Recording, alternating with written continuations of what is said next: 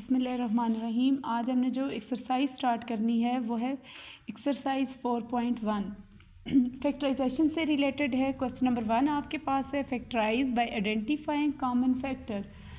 आपने जो given question है उनको फैक्टराइज करना है किसके थ्रू? कॉमन फैक्टर के थ्रू। अब कॉमन फैक्टर क्या होता है वो हम देखते हैं कि मतलब जो हमारी वैल्यू को क्या करता है, जो हमारी वैल्यू को डिवाइड करता है उसको हम क्या कहते हैं? Common factor. जैसे क्वेश्चन नंबर 1 आपके पास है 6x + 12। अब देखें 6x + 12। सबसे पहले ये देखें 6 और 12 एक ही टेबल में आने वाले हैं। 6 × 1 = 6, 6 × 2 = 12। इसका मतलब है यहाँ से हम क्या चीज़ कॉमन ले सकते हैं? क्या कॉमन ले सकते हैं? 6 कॉमन ले सकते हैं ना, 6x + 12। अब यहाँ से हम कॉमन लेंगे 6। जब 6 कॉमन लेंगे यहाँ पे क्या बचा आपके पास? जस्ट x प्लस कितने 6 × 12 होता है?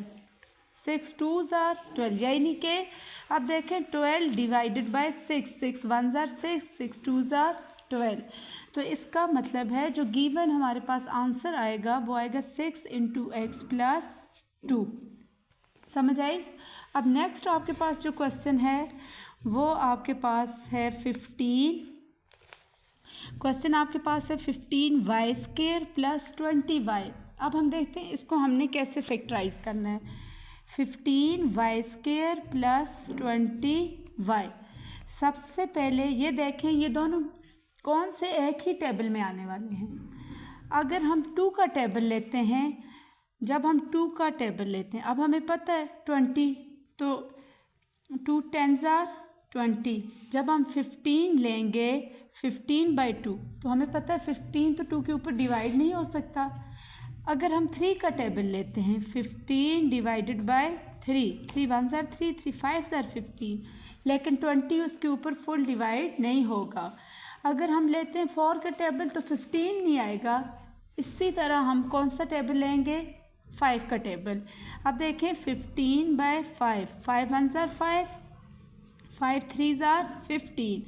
फिर 20/5, 5 × 1 = 5, 5 × 4 = 20। इस बात की समझ आई? हमने कौन सा टेबल लेना है? 5 का। अब हम 5 को क्या लेंगे? कॉमन। 15y² + 20y। अब देखिए इधर y² है और यहाँ पे y है। y² का मतलब है आपके पास y × y और y अकेला, तो इसका मतलब है y। अब यहाँ पे ये चीज़ और ये चीज़ कॉमन आ रही है ना, दोनों में सेम है, तो हम क्या चीज़ कॉमन लेंगे? y। तो मैं लूँगी 5y × अब देखें 15 को हमने 5 पे डिवाइड किया, आंसर क्या आया आपके पास? 3। इसका मतलब है 5 × 3 = 15, तो 3। अब एक y आपने कॉमन लिया है तो कितने y बचे आपके पास? Just y plus 5 × 4 = 20। इस बात की समझ आई? अब देखें नेक्स्ट जो आपके पास क्वेश्चन है, question number 3 -12x² - 3x। -12x² - 3x। यहाँ पे देखें माइनस यहाँ पर भी मौजूद है, यहाँ पर भी मौजूद है, एक तो माइनस कॉमन आ जाएगा। अब देखें 2 के टेबल में 12 तो है, यानी कि 2 जो है वो 12 को फुल डिवाइड करता है लेकिन 3 को डिवाइड नहीं करता। तो हमें पता है 3 एक ऐसा टेबल है जिसमें 3 भी डिवाइड होगा और 12 भी डिवाइड होगा। तो हम लेंगे 3 को कॉमन, -12x² - 3x। यहाँ से और यहाँ से हमने कौन सी चीज़ कॉमन ली? -3x, क्योंकि यहाँ पे x है, यहाँ पे x² है। कॉमन हमेशा वो चीज़ ली जाती है जो दोनों में मौजूद हो, और दोनों में मौजूद हमेशा छोटी चीज़ होती है। कौन सी चीज़? छोटी चीज़। यानी कि -3x कॉमन। यहाँ पे कितने, यानी कि 12 को किस पे डिवाइड करें तो आंसर आएगा? जब हमने 12 को 3 पे डिवाइड किया तो क्या आंसर आया? 4। और माइनस कॉमन है तो यहाँ क्या आ जाएगा? प्लस। x² में से एक x कॉमन, यहाँ पे just x, minus into minus plus, और 3 भी हमारे पास कॉमन, x भी हमारे पास कॉमन, तो जस्ट हमारे पास क्या बचा? 1। इस बात की समझ आई। नेक्स्ट जो आपके पास क्वेश्चन है, क्वेश्चन नंबर 4, वो हमारे पास है 4a² b प्लस 8ab²। अब देखें 4 1 जार 4, 4 2 जार 8, यहाँ पे a स्क्वायर है, यहाँ पे a, तो क्या चीज़ कॉमन आएगी? a। यहाँ पे b और यहाँ पे b स्क्वायर, b कॉमन, तो इसका मतलब है 4a² प्लस 8ab²। तो यहाँ पे हमें पता है जो चीज़ हमारे पास कॉमन है वो है 4ab। अब 4 common, a common, b common, just हमारे पास क्या बचा? a प्लस 4 2 जार 8 और a हमारे पास क्या है? कॉमन। b² में से एक b कॉमन, जस्ट हमारे पास b। समझ आई? सही। अब हमारे पास इसका जो पार्ट 5 है, xy minus 3x² plus 2x। अब देखें इसमें से क्या चीज़ कॉमन आ सकती है? xy minus 3x² plus 2x। यहाँ पे देखें हमारे पास 3 टर्म आ गई। कितनी टर्म आ गई? 3।